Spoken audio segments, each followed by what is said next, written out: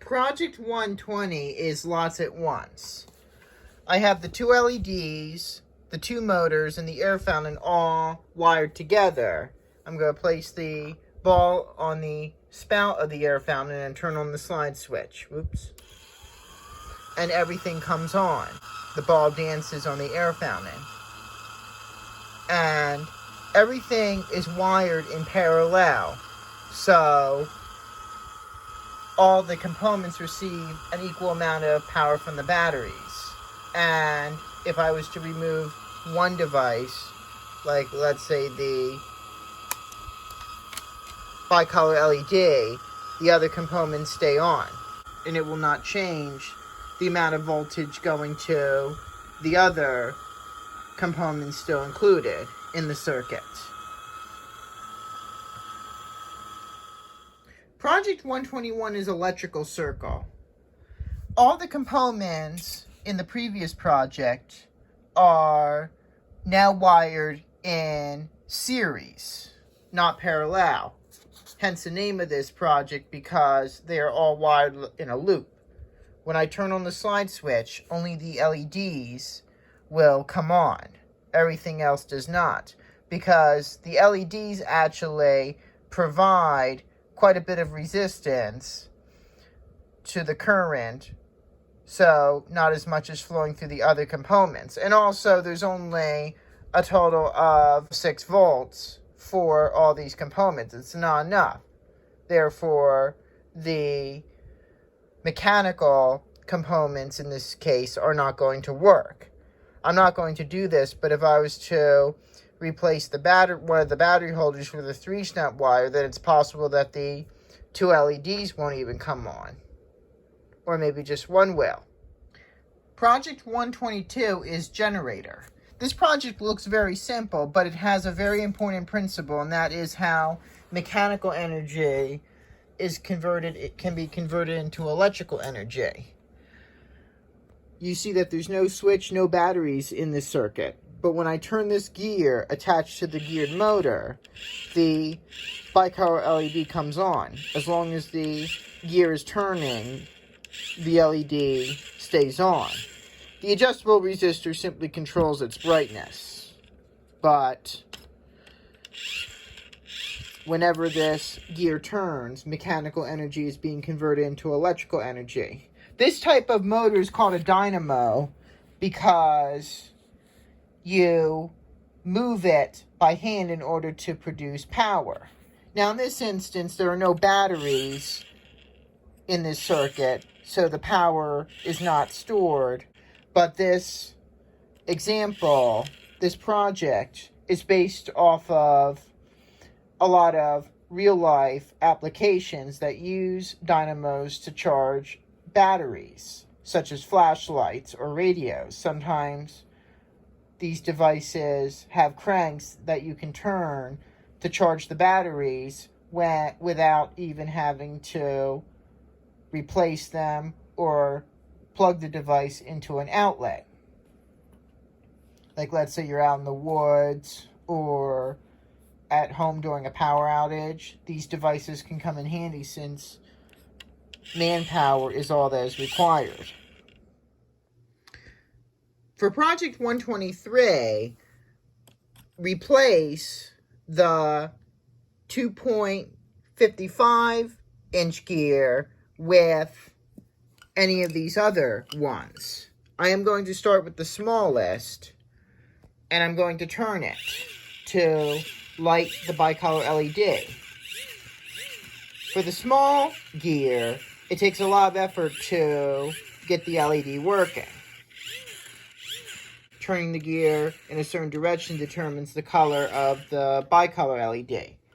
Now I'm going to do the second smallest gear, and it's easier to light the LED. But when I replace the second smallest gear with the biggest one, turning the gear just a little bit produces enough energy to light the bicolor LED. Little effort is required. The larger the gear is, then the less effort is needed to light, the LED in this case. You can provide power more efficiently when you have a larger gear or handle. And products that use dynamo motors may have longer handles or cranks so that you can produce more energy with less effort. And it's like how you use a wrench to turn a bolt. The longer the handle is, the less effort is needed to turn the bolt or nut. I am going to turn the 2.55 inch gear on the geared motor, and the slide switch will be off.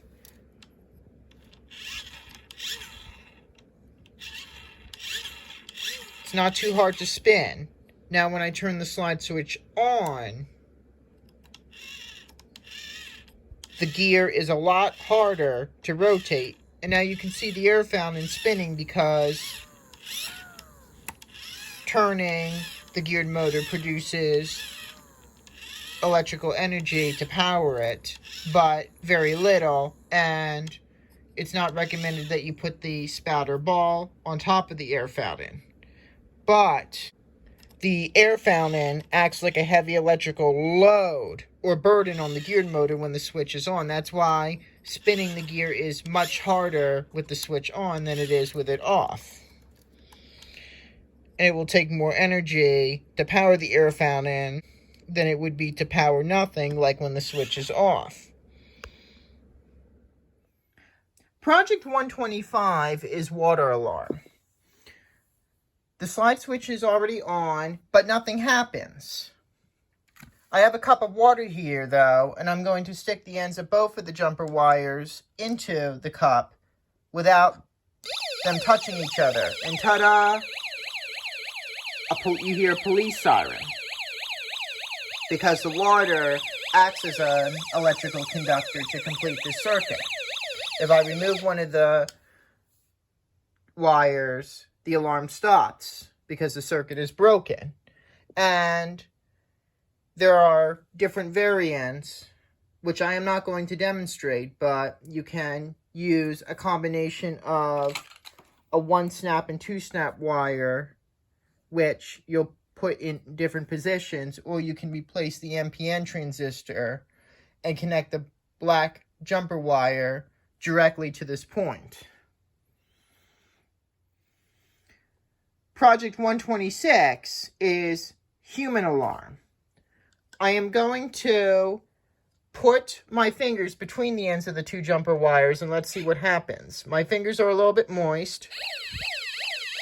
Although the siren is not as loud as in the previous project, my fingers act as conductors of electricity to turn the alarm on. And the human body is mostly water. At least 70% of your body is water. So that's why your flesh acts as a conductor.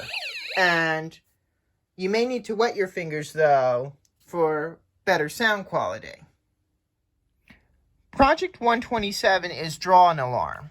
I filled in this rectangular shape with a pencil. I went over it several times, and I am going to put the ends of the 2 jumper wires against the shape, and let's see what happens. I'm going to try not to make direct contact between them with my fingers, but let's see what results we can produce.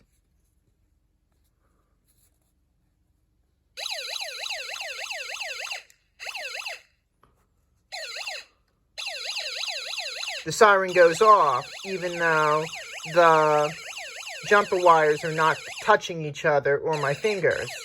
That's because graphite in pencils can be a conductor of electricity. It's not the best, but it is certainly effective.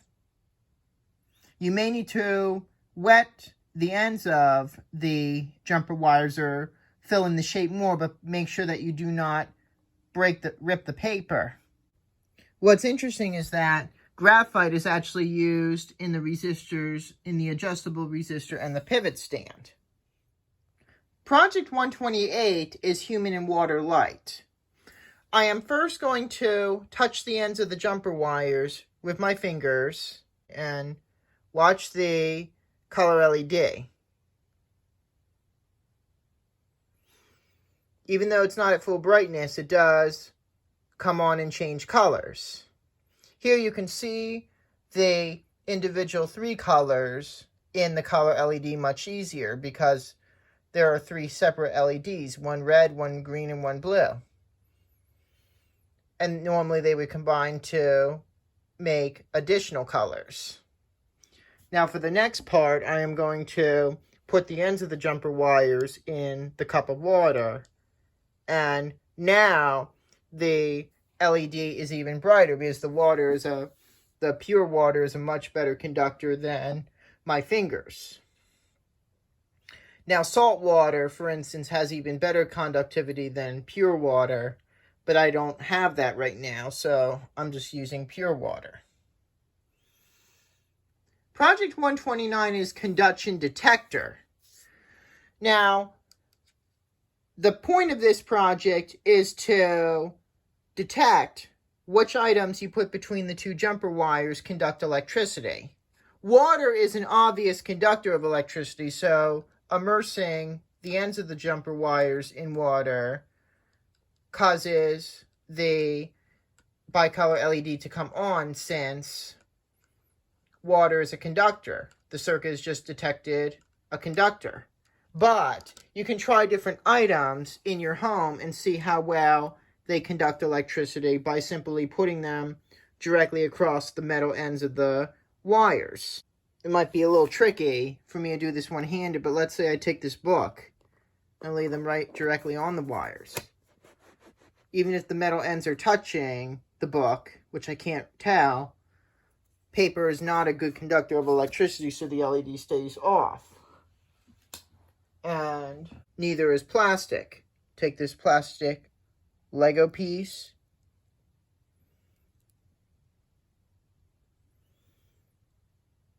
Again, nothing happens because plastic is also a poor conductor of electricity. Now, if I put my fingers between the 2 wires, the LED does glow because human skin conducts electricity much better than paper or plastic.